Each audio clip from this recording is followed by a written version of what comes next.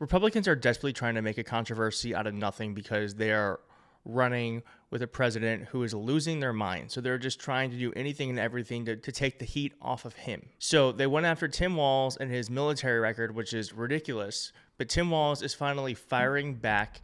It was a beautiful thing to watch. He talked about being a union member. He talked about how him and Kamala Harris actually understand and know the middle class experience because they come from that community. And he also, like I said, fired back about the attacks on his military record. Let's watch the clips. Real quick, if you can like and subscribe. Liking and subscribing is the best way to get this into the algorithm and in front of more folks who need to hear the message. Thanks. Here's Tim Walz mentioning that he's the first union member to be on a presidential ticket since Ronald Reagan. I'm proud to be on this ticket, working with Vice President Harris, who we all know we want to call the next president of the United States.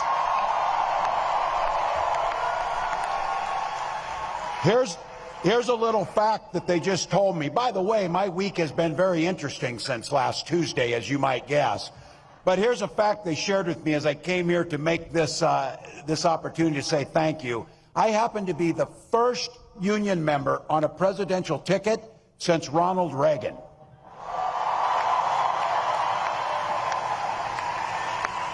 But rest assured, I won't lose my way.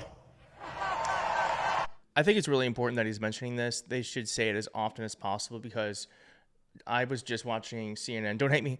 I was just watching CNN, and a pollster on there was saying that Donald Trump overwhelmingly wins over union workers. Maybe not union leaders, but union workers. So it's really important to have someone like this on a ticket who can speak to that community of people. They think Donald Trump speaks to them when no one else does. And I think Tim Walz is kind of maybe going to break through that barrier. Tim Walz went on more and talked about Kamala Harris and his upbringing in the middle class. Let's watch that. You heard the story. You knew Vice President Harris grew up in a middle-class family, picked up shifts at that McDonald's as a student. I keep asking this to make a contrast here. Can you simply picture Donald Trump working at a McDonald's trying to make a McFlurry or something? Oh, he knows us. He couldn't run that damn McFlurry machine if it cost him anything. But Vice President Harris took that work ethic, goes to work every single day to make sure families don't just get by, but they get ahead.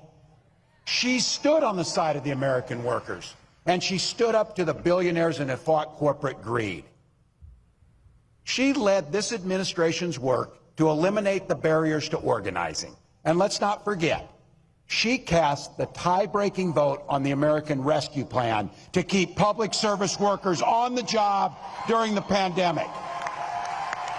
What a contrast. And I really can't imagine. Can you imagine Donald Trump making a McFlurry? Doing anything at McDonald's? Serving anyone? That's the thing. Is like, if you can't imagine someone serving you at a fast food restaurant, maybe don't imagine them trying to serve their country. Because it takes someone to be able to humble themselves in that way in order to accurately lead people, all people. Walz went on and attacked Donald Trump from the position of the middle class. It's beautiful to see. Let's watch. When it comes to these so-called right-to-work laws that deprive us of the right to be able to form unions, fund what we need, Trump has said he supports right to work 100%. I saw our friend Sean Fain at the UAW had a name for that. He called him a scab, just to be clear. That's not name calling, it's an observation and fact, just to be clear. So, you know, you can tell a lot about people in their personal lives. He spent a decade stiffing service workers from dishwashers, waiters, and carpenters on his own properties to enrich himself.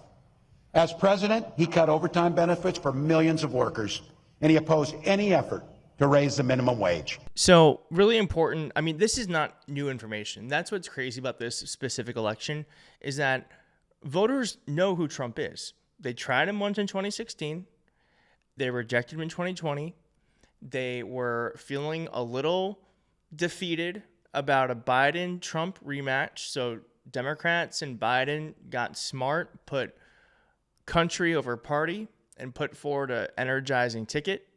And so Donald Trump Voters know who he is, and they've already rejected him once. I can't imagine when they're reminded, oh, yeah, this is who Donald Trump is, they're going to be like, let me vote for him again. They're not going to do it.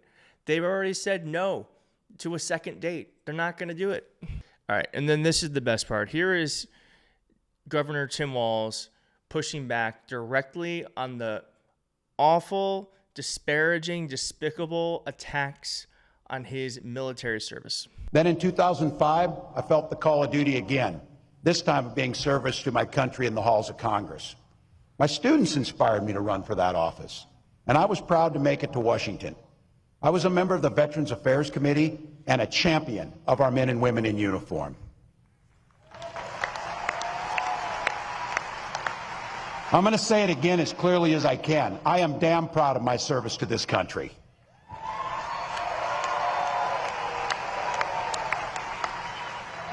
And I firmly believe you should never denigrate another person's service record. To anyone brave enough to put on that uniform for our great country, including my opponent, I just have a few simple words. Thank you for your service and sacrifice. Really classy, really classy. It's such a weird line of attack for Republicans to go after him on that. Haven't they learned their lesson? Donald Trump, first off, avoided military service by saying he has bone spurs, which he does not have. He's attacked 4-star generals. He attacked John McCain, saying, well, he said real heroes didn't get caught. The reason why he lost Arizona is because he went after the McCains. So to go after the military and his service in this way, I just don't think is a winner. It's not smart. Here's what JD Vance said. We'll call him JV, Junior Varsity Vance. Hi, Tim. Thank you for your service. But you shouldn't have lied about it. You shouldn't have said you went to war when you didn't. Nor should you have said that you didn't know your unit was going to Iraq. Happy to discuss more in a debate. Honestly, the smugness of that little S. I don't think I can swear on YouTube. I don't know how it works, but that little piece of poop makes me want to do things I can't say on YouTube to him. So I will let someone else speak for me. First, Walz retired in May 2005. His unit didn't get orders to go to Iraq until August and didn't ship out until 2006. He retired because he was running for Congress. Second, you were the VP candidate, Donald Trump, this is what I was saying, who lied over 30,000 times during his presidency and lies every single time he opens his mouth. Have you talked to Trump about he shouldn't lie? It's kind of perfect. I don't know what's wrong with you young people. You think you just fell out of a coconut tree?